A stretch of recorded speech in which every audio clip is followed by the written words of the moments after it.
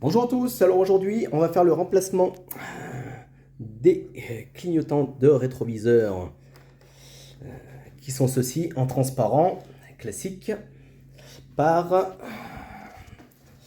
ici, voilà, par ceci.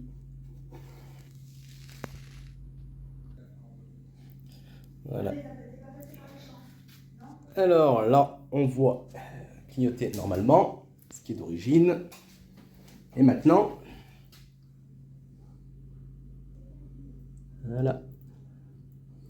Alors, on peut les basculer, il y a un petit interrupteur, soit on le met en dynamique comme ça, soit on le met en fixe. Les accessoires qu'on a besoin pour le démontage, donc une Torx de 20, ceci pour déboîter, déclipser la partie de la coque, et ça pour déclipser le verre, sinon on peut y faire avec la main. Tout d'abord, on procède au démontage du miroir, donc on le pousse d'un côté comme ça, on prend ici avec la main, là, on vient glisser ces doigts là, et après on bascule ici. Alors il faut déclipser, hein. C'est vrai qu'au début ça fait un peu flipper quand même. Ici, voilà, hop là. Donc là, c'est déboîté. Voilà, voilà. Après, il y a les connecteurs ici. On enlève ce connecteur là, et on déclipse ici. Voilà, il faut appuyer sur le petit bouton là et on l'enlève à l'arrière. Et après, on va procéder au retrait des deux vis qui sont là, ici. Et ensuite, là, ici. Et là, on voit, il faut baisser ici, baisser là. Là, on baisse. Et après, ici, là-dedans, on va y mettre les deux petites pattes métalliques et on va faire levier pour pouvoir pousser tout l'ensemble là vers l'arrière. Donc, on va procéder au... Voilà, on va enlever la petite cosse qui est là. Hop là, là. Ça, c'est le dégivrage. Hop là. Ici, là, on a ici, on appuie avec le doigt comme ça. Ça ne vient pas à tous les coups. Hop là, voilà. Donc, on pose ça délicatement. Ensuite, donc avec notre Torx, on vient dévisser. Là.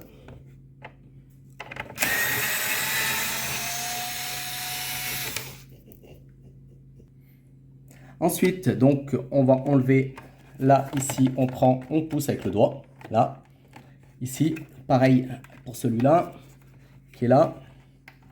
Donc, on prend, on le déboîte déjà un peu. Et après, on va mettre à l'intérieur de ça les deux pattes métalliques pour pouvoir faire levier.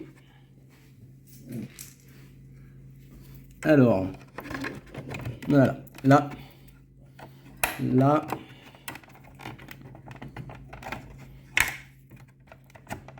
Ici. Et de ce côté-là. Donc, une fois qu'on a fait le levier ici, là, en basculant vers le bas, là, en basculant vers le haut, bien penser à déclipser là, hop, on emboîte, là, et là, c'est déboîté. Donc, ce qui fait que là, toute cette partie avant, là, est déclipsée, et il n'y a plus qu'à, après, y enlever. Alors là, on voit bien cette accroche là, le crochet ici, le crochet là, donc, qui est là, donc, qui est là, et ici. Ensuite, on vient faire levier là sur le côté. Là,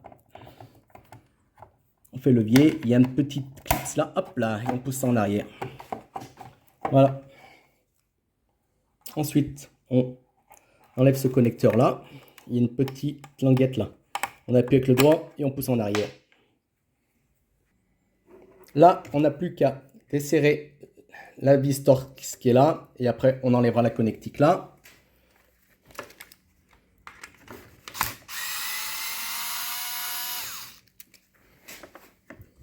Le connecteur, il faut que c'est là. On enlève ça. Là, la même chose. petite languette, on déclipse en arrière, et puis voilà. Là, on va procéder justement au remplacement du clignotant dynamique. Là, il y a un petit interrupteur pour le mettre soit en position fixe, soit en position dynamique. Là, on va le clipser sur le connecteur d'origine, donc c'est du plugin. On n'a rien à modifier, rien à couper. En câblage, c'est étanche. Voilà. Hop, ça, on va le refixer là. Ça, je vais le faire sortir là, comme ça, il sera derrière le rétroviseur si jamais je veux le remettre en position fixe et pas en dynamique. Et puis voilà. Et pour le remontage, on fait l'inverse de ce qu'on vient de faire. Et ben, j'espère que cette vidéo vous sera été utile. Et puis, pensez à liker et puis à vous abonner si vous le souhaitez. À bientôt. Voilà le résultat une fois monté.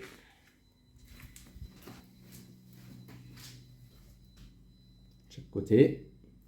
Je ferai une petite vidéo de nuit. Voilà, c'est une vision de nuit sur la modification.